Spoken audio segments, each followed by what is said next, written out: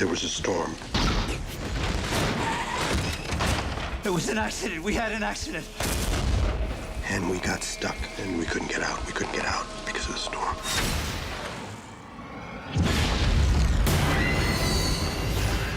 What have you done? In the film, my character, Ed, is a limo driver. He used to be a cop, and he gets caught in a desert storm. Phone's still dead? Yeah, where's your Lincoln? Stuck in a runoff about 2 miles down the road. The kids gave us a lift. The girl was stranded. Hey! I'm sorry, my car's stuck. Can I get a ride? And everybody gets stuck at this motel. I'm not staying here. Are you out of your mind? And then a real cop shows up with a convict. You the manager? Officer Rose, transporting a prisoner here. But the roads are all flooded and I could use a room. There's 10 people who end up at this hotel. When people start dying, and you're not sure why they're dying or who's doing it. What's going on? Go in your room and lock your door. My character is on her way to a new life and unfortunately gets trapped in all of this frightening mayhem at this motel. When the first person dies, they find a key on one of the bodies. There's something in there. She was in room 10. I am. And then they keep finding keys on the body, so they think that one of them is trying to kill them all. It narrows down the suspects until we get to a point where it's really hard to believe that the people that are left, are they the killer or are they not? This doesn't make any sense. And this sort of keeps the tension pretty taut by sort of misdirection and not really knowing who people really are and trying to figure that All right, out. you want a plan? Everybody want a plan? Here's the plan, okay? No one's gonna move. We're gonna stay here like this in this room until dawn. No one leaves, no one moves. And if there's something out there and it comes in here, I'm gonna shoot it. And if any one of us tries anything, I'm gonna shoot him. We get it. Good. Sometimes I just have to pinch myself because I can't really believe it.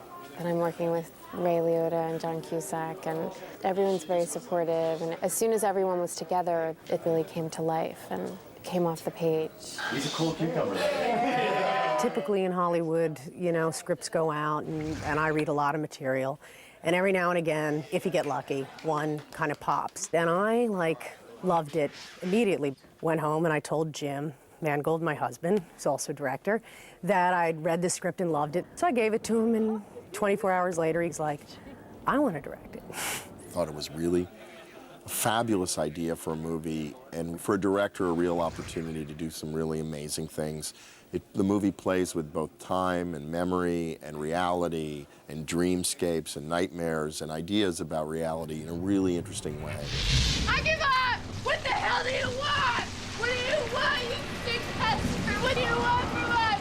James Mangold, you know, he's not one of those kind of directors for hire who just sits behind the chair and is like, action, from 10 miles away. We got it. Check the gate, please. He has this great kind of overwhelming enthusiasm for what he's doing. And, you know, that's what you want out of a director. Right away, here we go. When I auditioned for him, he read with me. He really likes to get in there and play, and he's really fun. It's time for volleyball and needlepoint. There's something about this role that when she first came in and just worked on it with me, she was so there. She found it so quickly. You got a name? Paris. Paris, huh? I get it. Never been. Well, you ain't going tonight. You know, it's almost like this is a collection. The movie is a collection of sinners, in a way. Everyone's got a secret. In Paris's case, she's the one who's trying to turn her life around. I was going home to Florida. I was born in Florida. Where in Florida? Polk County. That's where I was born. Which town? Mulberry. Frostproof. There's a town called Frostproof. They grow oranges. The name kind of doubles as a slogan. Why would you want to go back? I found a grove for sale on the internet. 9 acres, 1,200 trees, limes and oranges. Their paths all cross and interconnect. The actors are kind of serving this kind of intricate plot.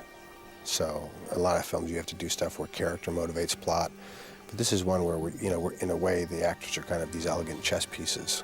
And the writer and the director are interweaving these stories. And, you know, it's nice to just sort of be in service to that. A lot of times what you're thinking about as you put a cast together is not just the best actors in the world for each role, but also there's a kind of a menu you're making of different energies and different tempos. And you don't want everyone to kind of be cut of the same cloth. Listen up! There was an incident today. That's police talk for someone getting their head lopped off. Larry. Carolyn Suzanne was murdered. Where exactly did that happen? We don't know exactly because we can't find the body. Not all of them. What do you mean you can't find the body? As long as we stay calm, everything's gonna be all right. Officer Rhodes is outside right now. He was transporting a convict. Who escaped? What are you doing? What is going on? What? It's not safe No, here. there's a cop here. Yeah, two cops. It's not safe. It's all right. It's okay. In Ray and John, I think we have really interesting contrasts. John has a kind of dark, slightly, at times he can be comic, at times he can be curious, but there's a kind of wisdom to him and a kind of philosophical, thoughtful quality to Cusack. And Ray has this kind of explosive, no bull kind of intensity to him that is completely different and comes from a completely different sensibility. And I think that in great ways they contrast. They're not going! I say they are! It was important to me that we got real actors, like that it wasn't a kind of confection that was only about the thrills, but that actually in the scenes between before and after violence or suspense, you'd be kind of really grabbed by these people and their stories. What are you doing? What are you doing out here? I'm getting shit that's mine. What are you doing? Oh, what? I don't get to ask a question? I'm taking photos. There's been 2 murders in the last 2 hours, so I figured before all the evidence That's not an answer. You're a limo driver. So I'll ask again, what are you doing? Are you looking to win some beyond the Call of Duty limo driver merit badge? No. Correct me if I'm wrong, but you're not on the job anymore. You don't need to be a hero, Edward. There's a real live active duty cop outside who The can... one who's managed to lose a convicted killer.